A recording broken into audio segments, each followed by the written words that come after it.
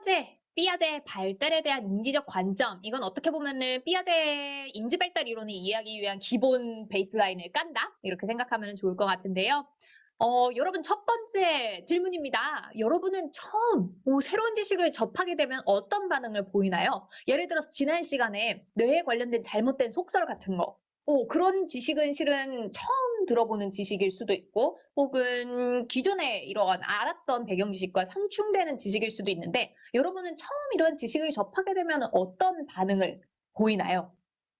이 질문을 던지는 이유는 이 질문에 대해서 여러분이 한번 면밀히 생각을 해보면 그 과정들이 결국 삐아제가 이야기하는 인지발달 이론에서 이야기하는 핵심적인 개념들과 맞닿아 있기 때문에 그렇습니다. 왜 그런가 하면은요, 삐아제의 인지발달 이론에서 기본적으로 가정하고 있는 것은 개인이 전 생애에 걸쳐 어떻게 사고하고 인지적으로 발달하는지에 대해서 고민하는 이론일 뿐만 아니라, 이건 어떻게 보면 아동의 이런 인지발달 혹은 뭐 성인 이후에도 발생하는 인지발달 이런 것뿐만 아니라 우리 머릿속의 지식이 어떻게 새롭게 형성되고 조직화되며 확장되는지, 그리고 이 과정을 통해서 외부 환경에 어떻게 적응하는지에 대한 굉장히 포괄적인 이론이에요.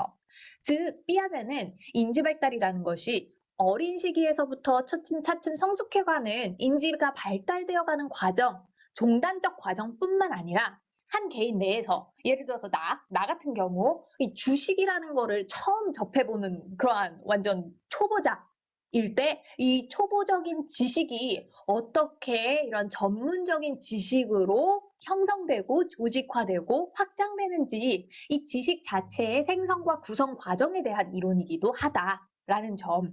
그래서 이거는 비단 어린 아동이 인지 발달해 나가는 과정뿐만 아니라 인간이라면 누구나 새로운 지식을 접했을 때 맞닥뜨리는 그러한 오류들 혹은 굉장히 구체적인 예시들이 있어야지만 처음에는 사고할 수 있는 이 과정들, 이 전반적인 과정에 대해서 아우르고 설명하고자 하는 이론이다 라고 생각하면은 훨씬 더 여러분과 좀 가깝게 느껴질 수 있을 것 같아요. 그랬을 때 지금 이거 형성, 조직화, 뭐 확장, 적응 이런 말들이 나왔어요. 이런 용어들도 어떻게 보면은 우리 되게 일상생활 속에서 많이 사용하는 언어인데, 이 용어들에 대한 삐아제의 정의가 조금 상이합니다. 일단은 기본적으로 여러분에게 이런 질문을 던져보고 싶어요. 여러분이 생각하기에 조직화란 무엇인 것 같나요?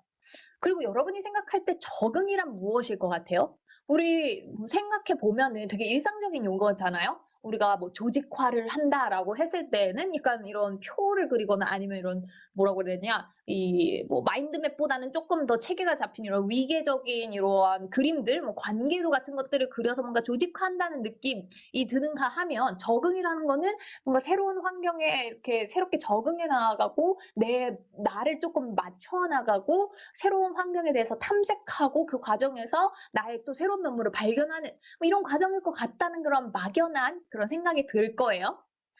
조직화와 적응에 대해서 이러한 그림 혹은 도식으로 여러분에게 설명을 하고 싶어요. 일단은 오른쪽에 있는 아이의 모습부터 볼까요? 이 아이는 지금 정원에서 돌을 깨물고 있어요. 굉장히 당황스럽겠죠, 이 아이는. 이 아이가 돌을 깨문 이유는 무엇일까요, 여러분? 이 생긴 걸 보면은 이 아이가 지금까지 먹었던 빵이랑 좀 유사하게 생겼을 수 있을 것 같아요. 이 아이의 관점에서 볼 때면. 빵이라는 거는 여태까지 잘 먹어온 음식이에요, 이 아이에게 있어서. 근데 지금 빵인 줄 알고 입에 넣는 순간, 빵이 아니네? 라는 거를 깨달아요.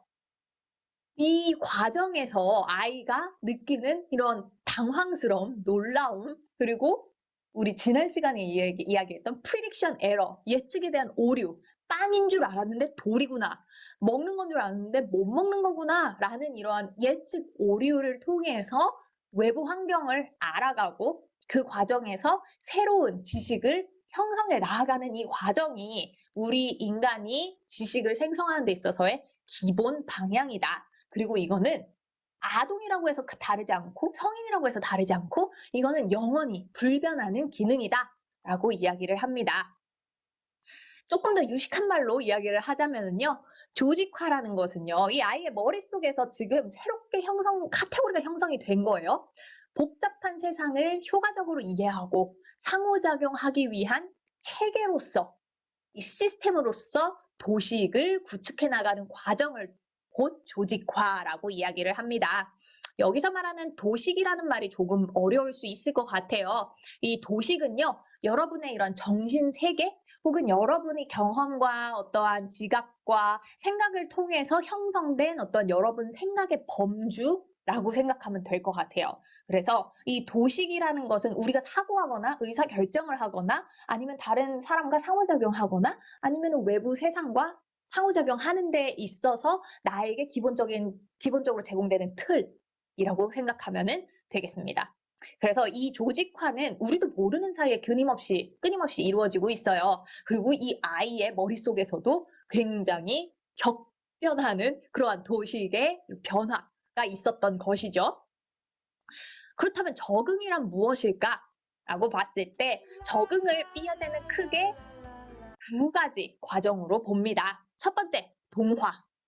이 동화는 시뮬레이션 맞나? M이 하나 더 들어갔었나? 시뮬레이션 이거 맞는 것 같아.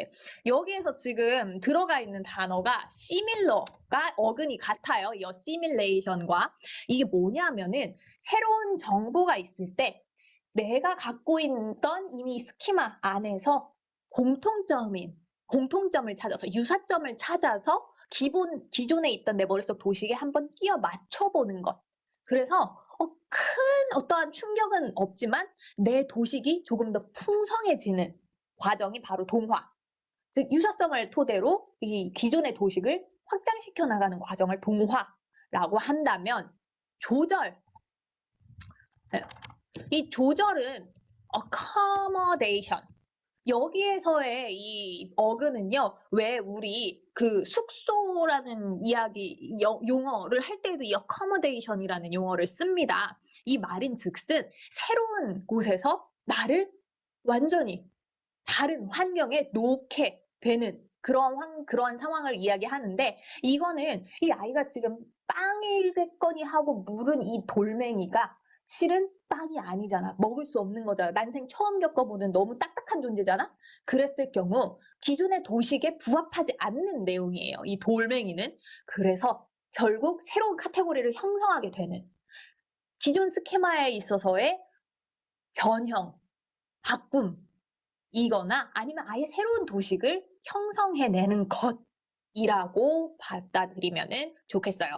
그래서 이 동화와 조절, 어떻게 보면 약간 비교와 대조 차이와도 비슷해요. 우리가 어떠한 사물들 간의 관련성을 파악하는 데 있어서 공통점을 토대로 비교를 하거나 대조, 차이점을 토대로 이 둘 간의 차이점에 훨씬 더 집중을 해서 비교를 하거나 이런 것들이 비교와 대조의 차이가 바로 동화와 조절과 비슷하다고 볼 수 있는데, 동화는 기존의 도식에 조금 더 다채로움, 풍성해지는 과정이라면 조절은 완전히 새로운 도식의 형성 혹은 기존 도식의 붕괴 후 재건설이라고 보면 되겠습니다.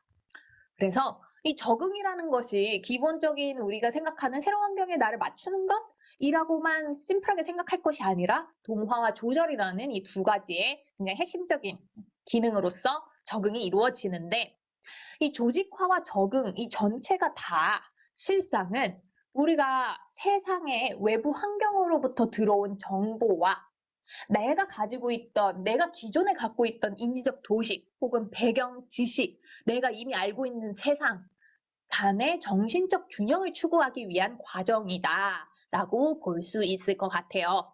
이 과정에서 우리는 평형화를 이루고자 하는, 마치 우리의 신체가 항상성을 유지하고자 하는 것처럼 우리는 지식, 도식에 있어서 평형화를 이루고자 하는 기본적인 욕구가 존재해요. 근데 이 평형화가 붕괴됐을 때, 평형화가 도전받았을 때, 즉 불평형 상태에 맞닥뜨렸을 때 우리는 굉장히 놀라고 당황하고 이거 왜 이러지? 이유를 찾으려고 하고 합니다. 이 과정이 우리가 지난 시간에 이야기했던 prediction error, 즉 예측 오류와도 같은 상황이라고 볼 수 있겠어요.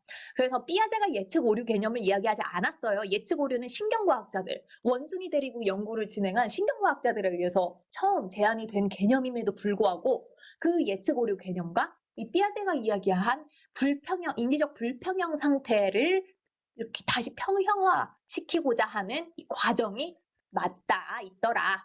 그렇기 때문에 이 프리딕션 에러가 주어졌을 때, 불평형 상태가 주어졌을 때 이 불평형을 어떻게 다시 평형 상태로 복귀시키느냐에서 학습이 가장 많이 일어난다.